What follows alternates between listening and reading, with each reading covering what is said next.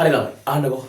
අපි මේ වෙද්දී පොතේ ත්වරණය ගැන කතා කරලා ඉවරයි. එතකොට ළමයි අපි මේ වෙද්දී භෞතික රාශි හඳුන්වීම ගැන කතා කරා. ඒ කියන්නේ අදිශ සහ දෛශික රාශි වෙනම කතා කරා. විස්ථාපනයේ දුර හඳුන්වීම කතාලා ගණන් කිහිපයක් කතා කරා. වේගය ප්‍රවේගය ත්වරණය ගැනත් වෙනම කතා කරලා ඉවර කරා. ළමයි අපි දැන් කතා කරන්න යන්නේ පුතේ විස්ථාපන කාල ප්‍රස්ථාර ගැන. සාමාන්‍ය පුතේ මේ කතා කරන සරල රේඛයේ චලිතය කියන පාඩමේ තියෙන වැදගත්ම කොටස් කිහිපයක් තමයි දැන් අපි කතා කරන්න යන්නේ. ඒකක් තමයි විස්ථාපන කාල ප්‍රස්ථාර, ඊළඟට ප්‍රවේග කාල ප්‍රස්ථාර, අවසානයේදම ගුරුත්වජ ත්වරණය. මේ කතා ටික පුතේ මාරම වැදගත්. අහන්නකෝ. හරි ළමයි අහන්නකෝ. එහෙනම් පුතේ අපි දැන් කතා කරන්න යන්නේ විස්ථාපන කාල ප්‍රස්ථාර ගැන. සාමාන්‍යයෙන් ළමයි මේ විස්ථාපන කාල ප්‍රස්ථාර වලටම අපි මොන ප්‍රස්ථාර කියලා කියනවද? ST ප්‍රස්ථාර කියලා කියනවා. මොනවා කියලා කියනවද? ST ප්‍රස්ථාර කියලා කියනවා. තමයි අහන්නේ. සාමාන්‍යයෙන් මෙන්න මේ වගේ ප්‍රස්ථාරයක x අක්ෂයට කාලය දාලා y අක්ෂයට විස්ථාපනය දාලා නම් පුතේ ඒක මොකක් වෙනවද? විස්ථාපන කාල ප්‍රස්ථාරයක් වෙනවා. පුතේ ඔයාලා අනිවාර්යයෙන්ම ප්‍රස්ථාරයක් අඳිද්දී දැනගෙන ඉන්න ඕන කරුණු කීපයක් තියෙනවා. එකක් තමයි ඔයාලා අඳින්න යන්නේ විස්ථාපන කාල ප්‍රස්ථාරයක් නම් x අක්ෂයේ මොකක් කියලා දාන්න ඕනද? කාලය කියලා දාන්න ඕන. ඒ වගේම තමයි කාලය මනින ඒකකයක් වරහන් ඇතුලේ දාන්න ඕන. එහෙනම් මට කියන්න කාලය මනින්න ඔයාලා මිනිත්තු වල නම් මිනිත්තු කියලා දාන්න. මනින්න තත්පර වල නම් තත්පර seconds කියලා දාන්න.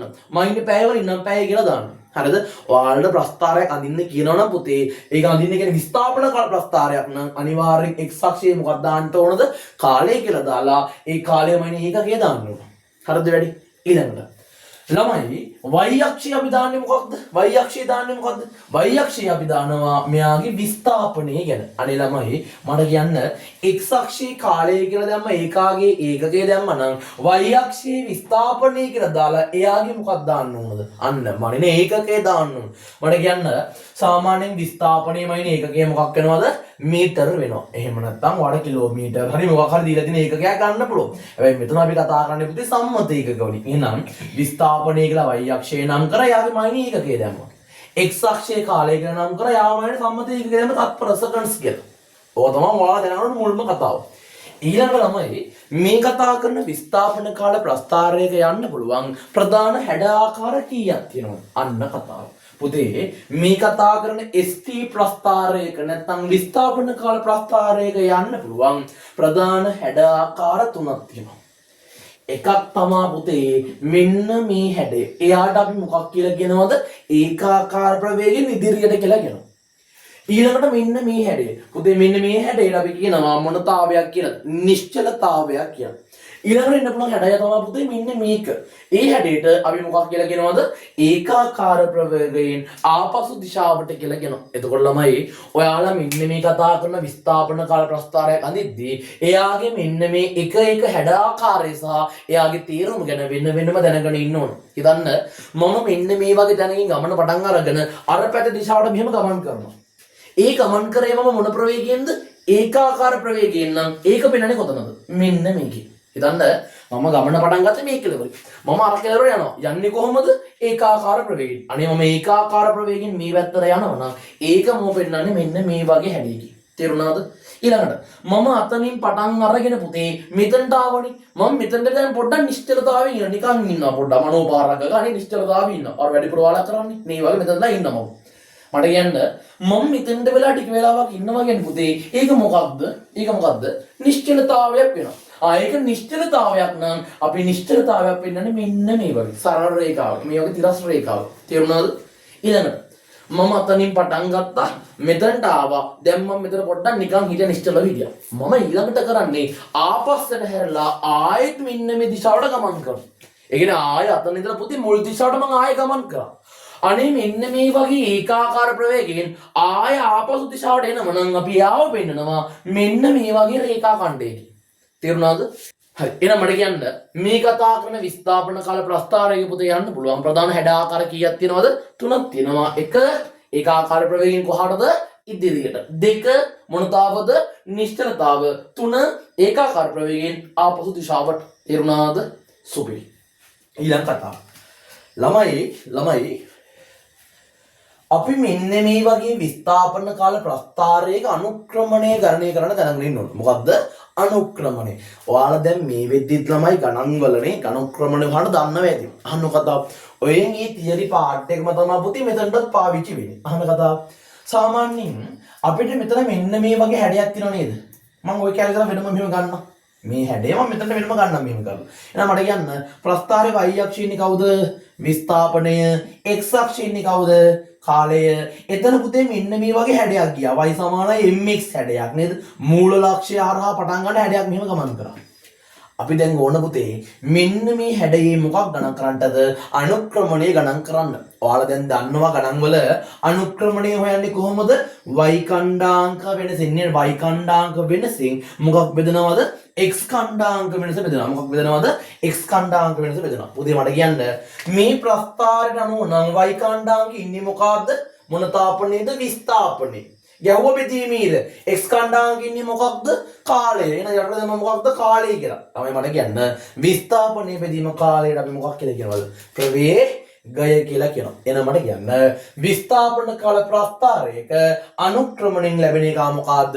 ප්‍රවේගය වෙනවා. තේරුණාද? තේරුණාද කතාව? එහෙනම් මේ බලන්න විස්ථාපන කාල ප්‍රස්ථාරයක මෙන්න මේ අනුක්‍රමණයෙන් අපි ගණන් කරන්නේ මොකක්ද? ප්‍රවේගය. මේ කතාව හොඳට තේරුම් ගන්න ඕන. හරිද වැඩි?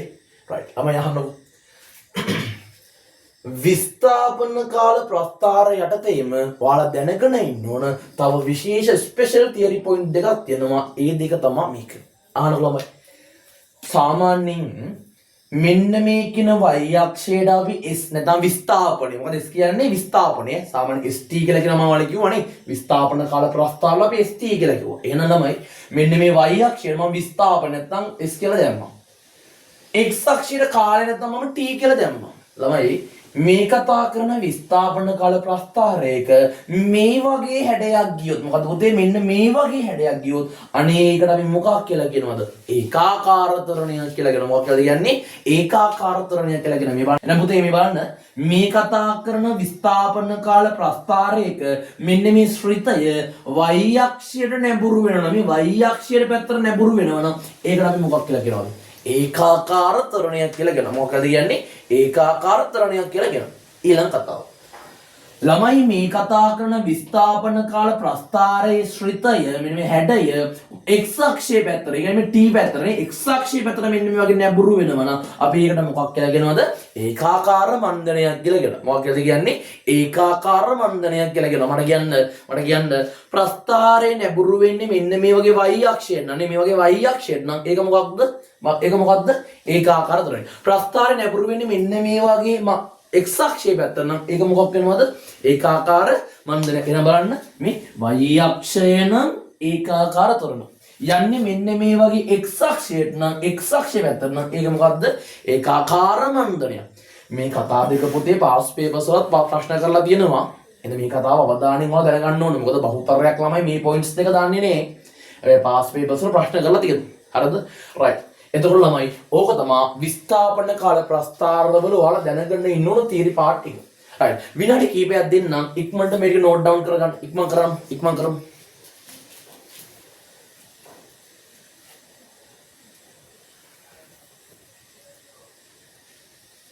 ළමයි අහන්නකො.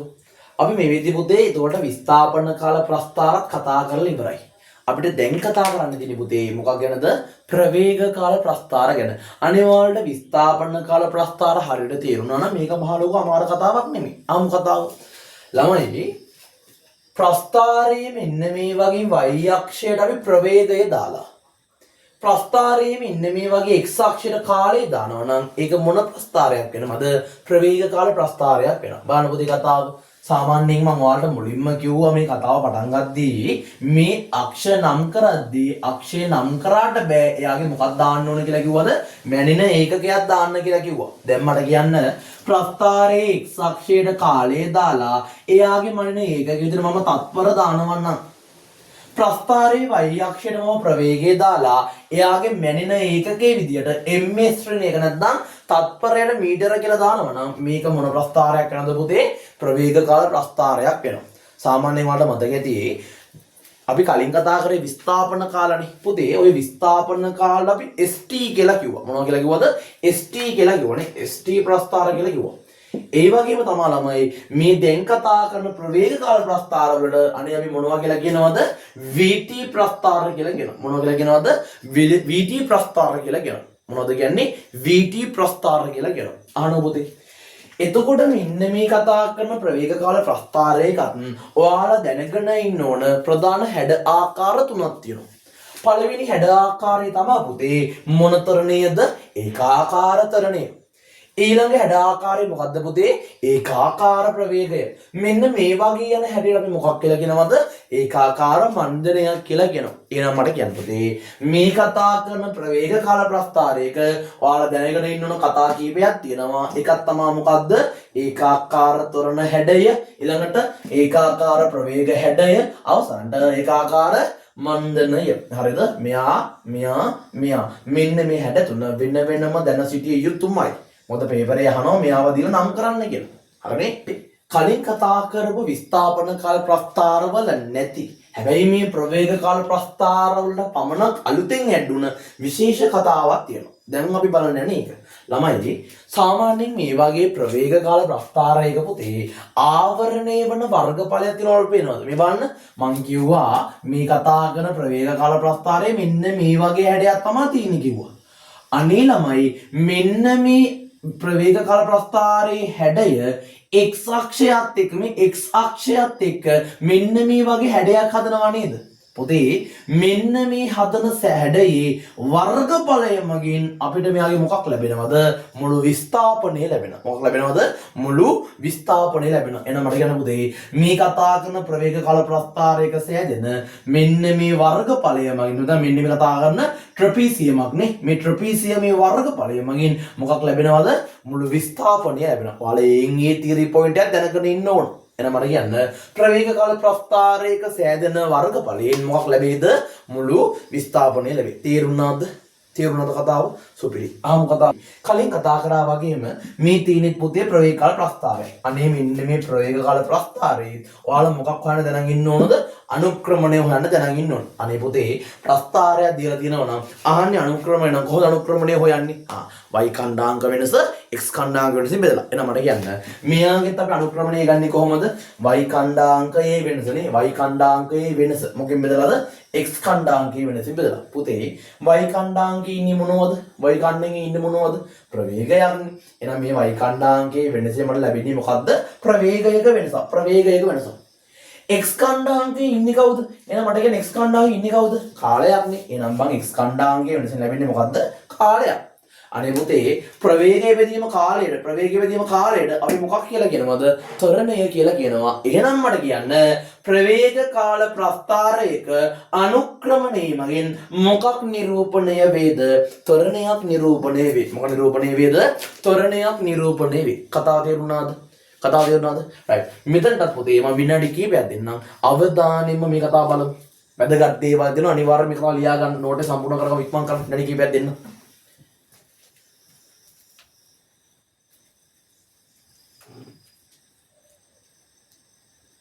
හරි පුතේ අහන්නකො. අපි පුතේ දැන් කතා කරන්න යන්නේ ගුරුත්වජ ත්වරණය ගැන. මේ වෙද්දී සරල රේඛීය චලිතයේ පාඩමේ ප්‍රධාන අනුමාත්‍රිකා 8න් අනුමාත්‍රිකා 7ක්ම අපි කතා කරලා ඉවරයි. එතකොට පුතේ අවසාන වශයෙන් අපිට කතා කරන්න තියෙන්නේ ගුරුත්වජ ත්වරණය විතරයි. කතාව අවධානයෙන් අහගමු කට්ටිය. අහන්නකො ළමයි. සාමාන්‍යයෙන් ගුරුත්වජ ත්වරණය කියන්නේ පුතේ ගුරුත්වාකර්ෂණ බලය නිසා හටගන්නා ත්වරණය. මොකද්ද? ගුරුත්වාකර්ෂණ බලය නිසා හටගන්නා ත්වරණයට අපි මොකක් කියලා කියනවද? ගුරුත්වජ ත්වරණය කියලා කියනවා. අහන්නකො. සාමාන්‍යයෙන් මේ ගුරුත්වජ ත්වරණය සංකේතවත් කරන්න අපි මොකක් පාවිච්චි කරනවද? සිම්පල් g අකුරක් පාවිච්චි කරනවා. මොකක් පාවිච්චි කරනවද? සිම්පල් g අකුරක් පාවිච්චි කරනවා. අහන්නකො. සාමාන්‍ය ළමයි මේ කතා කරන ජීවල නැත්නම් ගුරුත්වජ ත්වරණයේ අගය 9.8යි m/2 වෙනවා. කීයක් වෙනවද? 9.8යි m/2 වෙනවා. හැබැයි පුතේ ගණනය කිරීමේ පහසුව සඳහා අපි මෙන්න මේ ජීවල අගය නැත්නම් ගුරුත්වජ ත්වරණයේ අගය 10යි m/2 කියලා තමයි පාවිච්චි කරන්නේ. එහෙනම් මට කියන්න ඇත්තටම ගත්තොත් ජීවල අගය කීයද? 9.8යි m/2 වෙනවා. හැබැයි මට කියන්න භාවිතා කිරීමේ පහසුව නැත්නම් ගණනය කිරීමේ පහසුව සඳහා අපි මෙන්න මේ ජීවලාගය කීයයි කියලා භාවිතා කරනවද?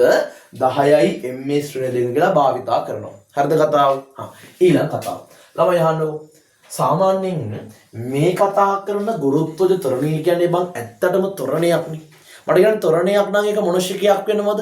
දෛශිකයක් වෙනවනේ. ඒ කියන්නේ ළමයි ත්වරණය ගැන කතා කරද්දී දිශාවක් හිතන්නත් ඕන, විශාලත්වයක් හිතන්නත් ඕන. අහන්නකෝ. මේ කතා කරන ගුරුත්වජ ත්වරණය ගැන කතා කරද්දී පුතේ මේ ගුරුත්වජ ත්වරණයේ මට ආකාර දෙකකට බෙදලා කතා කරන්න පුළුවන්. එකක් තමා වස්තුවක් මෙන්න මේ වගේ ඉහළ ඉඳලා පහළට වැටෙනවා නම් ඒකට අපි කියනවා ධන ගුරුත්වජ ත්වරණයක්, ධන G කියලා කියනවා. ඒ වගේම වස්තුවක් මෙන්න මේ වගේ පල්ලෙහා ඉඳලා උඩට යවනවා නම් අපිට ඒකට ඍණ ගුරුත්වජ ත්වරණයක් නැත්නම් ඍණ G කියලා කියන්න පුළුවන්. අහන්නකො ළමයි. ඔය කතාව වෙනස් වෙන්නේ මෙන්න මේ වගේ තීරි පාට් එකකින්. හොඳට අහගමු මේ කතාව. ළමයි හිතන්න t සමානයි බිඳුවේදී. ඒ කියන්නේ කාලයේ බිඳුවේදී මම මෙන්න මේ වගේ වස්තුවක් නිශ්චලතාවයෙන් අතාරිනවා. ළමයි මට කියන්න වස්තුවක් කාලයේ බිඳුවේදී කියන්නේ ආරම්භයේදී නිශ්චලතාවයෙන් අතාරිනවා නම් එයාගේ ආරම්භයේ ප්‍රවේගය කීයද? බිඳුවක් එන්න එපයි. පොතේ මේ කතා කරන ගුරුත්වජ ත්වරණයේ සිරා තේරුම තමා ගතවන සෑම තත්පරයක් පාසාම ප්‍රවේගය කීය බැගින් වැඩි වේද? 10 බැගින් වැඩි. මට කියන්න ගුරුත්වජ ත්වරණයේ සිරා තේරුම මොකක්ද? ගතවන සෑම තත්පරයක් පාසාම ප්‍රවේගය 10 බැගින් වැඩි වේ. දැන් මට කියන්න පුතේ කාලය පටන් ගන්න තත්පර බිඳුවෙන් කියලා දන්නකො. අනේ තත්පර බිඳුවේ ඉඳලා තත්පර 1ට යද්දි පුතේ මේ අතර ටයිම් ගැප් එක, ඒ කියන්නේ කාල වෙනස කීයද? තත්පර 1යිනේ. එහෙනම් මට කියන්න මේ කතා කරන ගුරුත්වජ ත්වරණයේ සිරා තේරුමට අනුව මෙතන තියෙන වස්තුව අනේ තත්පරයක කාලයක් පල්ලෙහාට ගමන් කරද්දී එයාගේ ප්‍රවේගය කීයක් වෙන්න ඕනද? 10කින් වැඩි වෙන්න ඕන. එහෙනම් දැන් තියෙන ප්‍රවේගය කීයද? 0යිනේ. එහෙනම් දැන් තියෙන ප්‍රවේගය 0යි නම් තත්පරයක කාලයක් පල්ලෙහාට ගියාට පස්සේ මේකාගේ ප්‍රවේගය කීයක් වෙන්න ඕනද? 10යි ms එකක් වෙන්න ඕන. තේරුණාද කතාව? ඊළඟට මම ඔයාලට කිව්වා ගුරුත්වෝත්තරණයේ සිරා තේරුම මොකක් කිව්වද? ගතවන සෑම තත්පරයක් පාසාම ප්‍රවේගය 10 බැගින් වැඩි වේ. ආරම්භයේ ප්‍රවේගය 0යි. තත්පරයක් ගත වුණා ප්‍රවේගය කීයක් වුණාද? 10 වුණා. ළමයි බලන්න. දැන් මෙතන කාලය වන් තත්පර 1යි. t සමාන තත්පර 1යි. ඊළඟට මේ කතා කරන t සමාන තත්පර 1 ඉඳලා මෙයා යන්නේ කීයටද? t සමාන තත්පර 2කටනේ. තත්පර 1 ඉඳලා තත්පර 2කට තමයි යන්නේ. අනේ පුතේ තත්පර 1 ඉඳලා තත්පර 2කටත් කාල වෙනස කීයද? එකක් වෙනවනේ. එහෙනම් මට කියන්න මොකද්ද ගුරුත්වෝත්තරණයේ සිරා තේරුම? ගතවන සෑම තත්පරයක් පාසාම ප්‍රවේගය 10 බැගින් වැඩි. දැන් මට කියන්න මෙතන ගැප් එක තත්පර 1යි. ප්‍රවේගය කීයකින් වැඩි වුණාද? 10කින් වැඩි වුණා. ආරම්භයේ බිඳුවයි නේ. දැන් ප්‍රවේගය 10යි. එහෙනම් මට කියන්න මෙතන ටයිම් ගැප් එක කීයද? 1යිනේ. එහෙනම් මෙතන ප්‍රවේගය කීයකින් වැඩි වෙන්න ඕනද? 10කින් වැඩි වෙන්න ඕන. දැන් ඉන්නේ කීයද? 10යි. එහෙනම් 10කින් වැඩි වුණා කියන්නේ මෙතන කීයක් එන්න ඕනද? 20යි ms එක වෙන්න ඕන. ඊළඟට මෙතන ඉඳලා මෙතන ටයිම් ගැප් එක කීයද? වෙලා කොච්චර කාල වෙනසක් වෙනවද? මේ තත්පර 2 කියලා තත්පර 3ට කාල වෙනස කීයද? 1 තත්පරයක්. එහෙනම් මට කියන්න මොකද්ද ගුරුත්වෝත්තරණයේ සිරා තේරුම? ගතවන සෑම තත්පරයක් පාසාම ප්‍රවේගය 10 බැගින් වැඩි වේ. එහෙනම් මේ බලන්න දැන් ඉන්නේ ප්‍රවේගය 20. ඊළඟ තත්පරයක කාල වෙනසක් සිද්ධ වුණා. එහෙනම් දැන් ප්‍රවේගය කීයක් වෙන්න ඕනද? තත්පරයට මීටර් 30ක් වෙන්න ඕන. තේරුණාද කතාව? එහෙනම් මට කියන්න වස්තුවක් පල්ලෙහාට වැටෙනවා නම් අපි ඒක මොන G කියලා කියනවද? ධන G කියලා. එයි ධන G කියන්නේ ඇයි ධන G කියන්නේ? කාලයත් එක්ක ප්‍රවේගය එන්නේ මොකද වෙන්නේ? වැඩි වෙන හින්දා. මට කියන්න මෙන්න මේ කතා කරන ගුරුත්වෝත්තරණයේ ත්වරණේ සිරා තේරුම මොකක්ද? සිරා තේරුම මොකක්ද? ගතවන සෑම තත්පරයක් පාසාම ප්‍රවේගය 10 බැගින් වැඩි. මේ ප්‍රවේගය වැඩි වෙන නම් ඒක මොකක් වෙනවද? ධන G වෙනවා. තේරුණාද කතාව? ඊළඟ සීනිය. ළමයි මට කියන්න වස්තුවක් පල්ලෙහාට උඩට විසික් කරනවා නම් අනේ බම් මේ කතා කරන වස්තුව පල්ලෙහාට උඩට මෙන්න මෙහෙම ගමන් කරන මම ආරම්භයේ ප්‍රවේගයක් දෙන්න ඕන නේද? වස්තුවක් පල්ලෙහාට උඩට මෙහෙම යන්න නම් මම ආරම්භයේ පල්ලෙහාට මොකක්ද දෙන්න ඕනද? ප්‍රවේගයක් දෙන්න ඕන. එහෙනම් මේ බලන්න මම දැන් මෙන්න මේ වගේ වස්තුවක් අරගෙන කාලය බිඳුවේදී එයාට 30යි ms එකක ආරම්භක ප්‍රවේගයක් දෙනවා. පොතේ ධන G කියන එකේ සිරා තේරුම මොකක්ද? ධන G කියන එකේ සිරා තේරුම මොකක්ද? ගතවන සෑම තත්පරයක් පාසාම ප්‍රවේගය 10 බැගින් වැඩි වේ. ඒ මොන Gද? ධන G. පුතේ ඍණ G එකේ සිරා තේරුම මොකක්ද? අන්න ගතවන සෑම තත්පරයක් පාසාම ප්‍රවේගය කීය බැගින් අඩු වේද? 10 බැගින් අඩු වේ. ඕම් ඔය වෙනස තේරෙනවා නම් කතාව ගොඩ. දැන් බලන්න. තත්පර බිඳුව වෙන තත්පරයකට කාල වෙනස කීයද? 1යිනේ. තත්පර 1 වෙන තත්පර 2කට කාලයේ වෙනස කීයද? 1යිනේ. තත්පර දෙකේ ඉඳලා තත්පර 3ට කාලයේ වෙනස කීයද? 1යිනේ. ඕක තමයි ළමයි කාල වෙනස. හොඳට බලන්න. මම ඔයාලට දැන් ටිකකට කලින් කිව්වා ධන g කියලා කියන්නේ ගතවන තත්පරයත් එක්ක ප්‍රවේගය 10 වැඩි වෙන කතාවට. එහෙනම් ඍණ g කියන්නේ මොකද්ද? ඍණ g කියන්නේ ගතවන කාලයත් එක්කල පුතේ මොකක් වෙවි යන්න ඕනද? ප්‍රවේගය 10 මොනවා වෙන්න ඕනද? අඩු වෙන්න ඕන. දැන් එනම් මට කියන්න මෙතන ආරම්භක ප්‍රවේගය 30යි නම් තත්පරයක කාලයක් ගමන් කරා නම් ප්‍රවේගය කීයෙන් අඩු වෙනවද? 10කින් අඩු වෙනවා. එහෙනම් දැන් ප්‍රවේගය කීයද? 20ක් වෙන්න ඕන. නේ? ඊළඟ කතාව. දැන් මෙතන ඉන්නවා. තත්පර එකේ මෙතන ඉන්නේ. තත්පර දෙකේදී මෙතන ඉන්නවා. අනේ මට කියන්න ටයිම් ગેප් එක කීයද? 1යි. එක තත්පරයයි. මට කියන්න එහෙනම් තත්පරයක් පාසා ප්‍රවේගය මොකක් වෙවි යන්න ඕනද? 10 බැගින් අඩු වෙවි යන්න ඕන. දැන් ප්‍රවේගය 20යි නම් මෙතන ඇදි කීයක් වෙන්න ඕනද? 10ක් අඩු වුණා කියන්නේ 10යි ms ශ්‍රේණියක වෙනවා. ඊළඟට තත්පර දෙකේ මෙතන තත්පර 3 මෙතන ගියාලු. එහෙනම් මට කියන්න තත්පර දෙකේ තත්පර 3ට වෙනස කීයද? තත්පර 1යි. පුතේ තත්පර එකක වෙනසක් වෙනවා නම් ප්‍රවේගය 10 බැගින් අඩු වෙන්න ඕන. දැන් ප්‍රවේගය 10යි නම් 10ක් අඩු වෙනවා කියන ප්‍රවේගය බිඳුවක් වෙනවා. තේරුණාද කතාව? එහෙනම් මට කියන්න මේ කතා කරන ගුරුත්ව ත්වරණයේ සිරාම පාර්ට් කීයක් තියෙනවද? දෙකක් තියෙනවා. එකක් මොන gද? ධන g. අනිත් එක ඍණ g. මට කියන්න ගතවන සෑම තත්පරයක් පාසාම ප්‍රවේගය 10 බැගින් වැඩි වේ නම් ඒක මොන g වෙනවද? ධන g. ධන ගුරුත්ව ත්වරණයක් වෙනවා.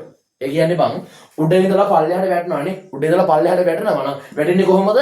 ධන ගුරුත්ව ත්වරණයේ ප්‍රවේගය වැඩි වී තමයි යන්නේ. ඊළඟ කතාව. පල්ලෙහාට උඩට යනවා නම් යන්නේ කොහොමද? ප්‍රවේගය අඩු වෙවි. දැන් හිතන්න ළමයි කතාව. මම මේ කතා කරන මාක පෙන්නේ උඩ දාද්දි බං මෙහෙම උඩ ගිහිල්ලා යම් තැනක නතර වෙලා පල්ලෙහාට එනවා නේද?